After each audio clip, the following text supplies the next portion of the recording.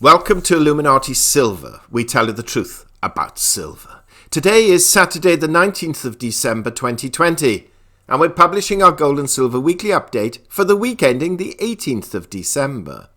We also briefly look at political events and economic reports which could shape what happens to both the US dollar and therefore precious metal prices this coming week. So let's take a look.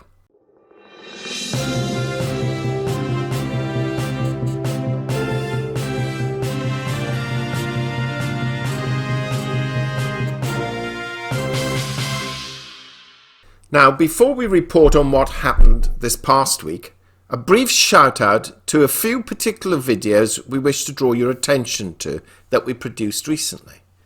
Yesterday, $37 silver in 2021, the long forecast. Then earlier in the week, silver aims for $26 as FOMC reports. Why silver jumped above $25 today?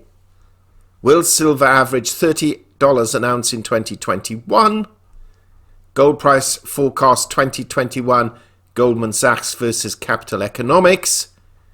Saxo Bank predicts $50 silver for 2021.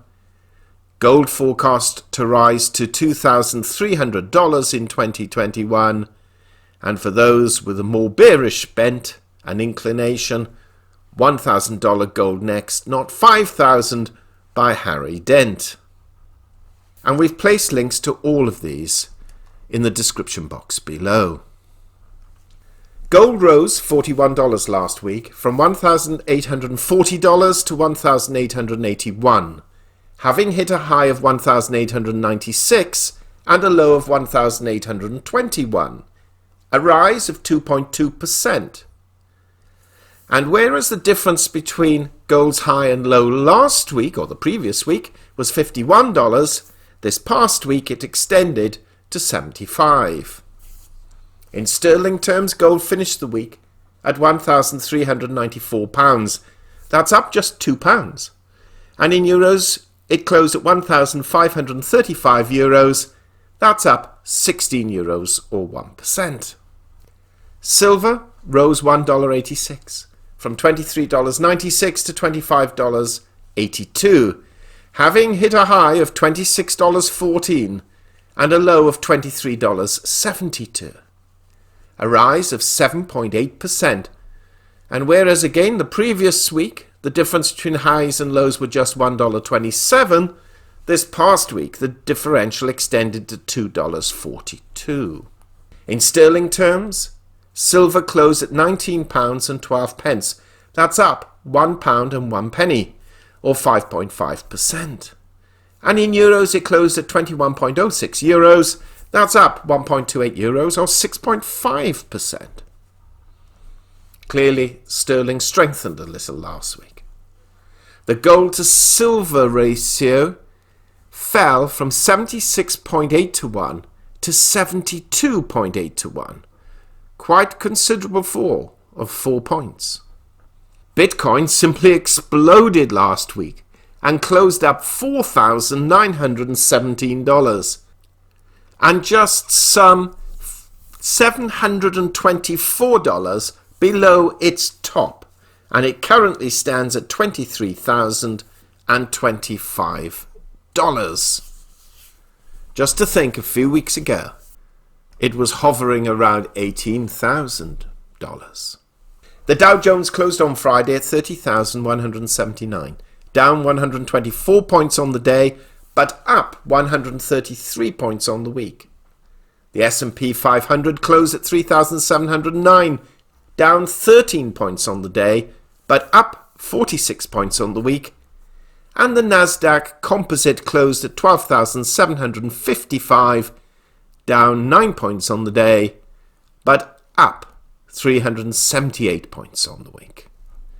So positive momentum for all of the indices, albeit a relatively small increase. Brent crude closed at $52.26, up $2.29, again following multiple week rises, and now surpassing our $50 price prediction.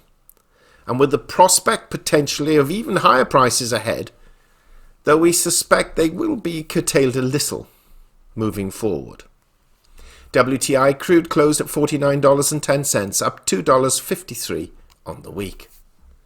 Now, our conclusion for price trading last week stated, quote, gold to trade between $1,800 and $1,900, with $1,700 and $1,950 being outliers, and silver trading $23 to $25, with a $22 to $26 as an outlier. Well, gold traded very comfortably within the 1800 to 1900 range, but certainly was looking to approach that 1900 limit. Looking at the price chart, gold fell initially last week at the opening, but then continued to build up momentum during the week and tapering off a little on Friday. Certainly as far as Friday itself was concerned, the dollar strengthening above the spot index of 90, whereas on Thursday it looked as if it were going to fall to 88, pulled gold prices back a little from its week's and 1 month's high. But nevertheless, the metal still achieved its third consecutive weekly advance. What also put gold in check a little Friday was that Congress were expected to announce a stimulus deal, which so far they've not. Markets are now waiting to see if one can and will be thrashed out and declared before Monday. From a technical analysis point of view, the main trend is up, and $1,894 is a key resistance level, which has already been tested this past week, but settled just below. Target resistance for gold is now seen, and this is a slightly larger target, is now seen at November's high of $1,960. If you remember from previous comments and in previous videos, that often 1 month's high could be another month's target high or even support level. Both short-term and medium-term momentum are positive, and the MACD is pointing to higher prices. Of course, the first main resistance level to break is the psychological 1900 level, then 1950, and then 1960 already mentioned. There is the potential for a slight price correction, but we cannot see any significant reason at this stage why gold should not hold relatively firm and even rise a little next week, attempting to test those levels. However, if $1,900 cannot be breached, then we may see gold meander back to 1860 and even potentially to 1820. There is major support at 1780 and probably we'd call it indestructible support at just above the 1700 level, but we cannot see gold going down to those levels for the duration of this year. Moving on to silver, our predicted trading range was $23 to $25, with $22 to $26 being outliers. As we have often stated, when silver moves, it does so with quite large jumps. Now, our outlier range held by the close of play, but silver did manage to exceed it for 2 short periods, one on Thursday and again on Friday. Like gold, though, it pulled back before the close of business for similar reasons already mentioned.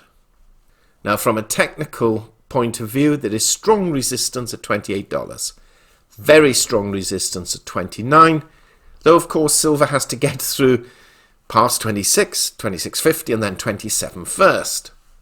There is support though at 25 and significant support at the 200-day EMA at $22. But again, as with gold, we cannot really see silver falling to that level between now and the end of the year. Last week was very bullish for gold and silver and bearish for the US dollar. As we pointed out in earlier videos, disappointing economic data, a rise in weekly jobless claims, and a rather dovish FOMC statement basically promising that the Fed will not cut back on its bond buying program until acceptable employment levels are reached and inflation is trading at or above its 2% medium-term target. In other words, probably little change until at least 2022, or perhaps even moving into 2023. Retail sales, manufacturing and services PMI, industrial production, and the Empire State Index were all lower compared with the previous month, and as mentioned, jobless claims were higher.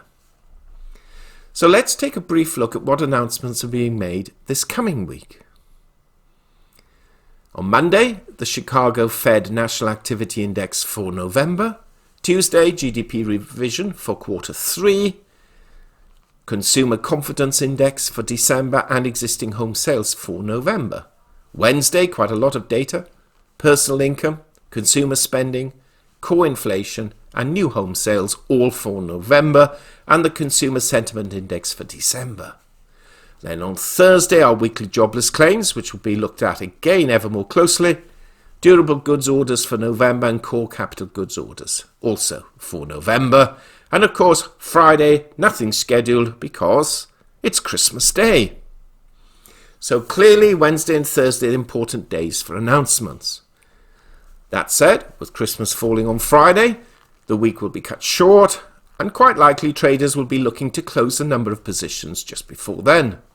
There's also the potential that volumes may be lower, which means that any news announcements, whether positive or negative, could indeed have a disproportionate effect on prices. So this coming week, in truth, will be a difficult call to forecast. You see, traditionally we see prices tick up in these last couple of weeks and into the new year, and we stated this quite a few weeks ago in our weekly update. We have the stimulus package to be announced, and also, of course, the COVID-19 pandemic is still worsening, with the US now experiencing over 3,000 deaths a day and over 250 new infections a day. And so it's going to get worse before it gets better. Against this, we have to also accept that markets do look ahead. And short of one last attempt by President Trump to overturn the election result via Congress in early January, if Biden is confirmed and guaranteed to be taking office on the 20th of January, with his likely predisposition to demand further stimulus and more bailouts, and quite possibly a move to MMT or modern monetary theory economics, not that we aren't practically already there now, this will prove positive for precious metal prices, because it will no doubt undermine the value of the dollar. That's providing Biden does adopt that tactic, which many in the markets suspect that he will. So this coming week, we're altering our ranges for trading. Gold we see trading normally between 1819 with 1750 and as high as 2000 being outliers, though we don't expect gold really to touch 2000 because of the resistance or very strong resistance level at 1950. And silver to trade between $25 to $27 with 24 to 28 being outliers. We're not going to rule out a spike though, because as already mentioned, markets will be tight because there will likely to be lower levels of trade. So what do you think is going to happen next week before Christmas?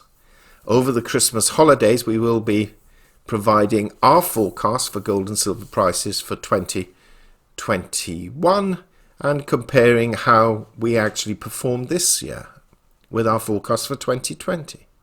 Also tomorrow, we have episode 3 of Bitcoin versus gold and silver. So please don't miss out on that. Meanwhile, do share your thoughts. Thank you so much for listening. And if you haven't already done so, please subscribe to our channel. Not forgetting to press the bell sign so you're notified of our videos as and when they are published. Wish you a very, very safe weekend and prosperous week ahead. We hope you have found this video interesting and informative. And if so, please give it a thumbs up and share it on social media. Please ensure that you have subscribed to our channel and press the bell sign so that you are notified of any future videos.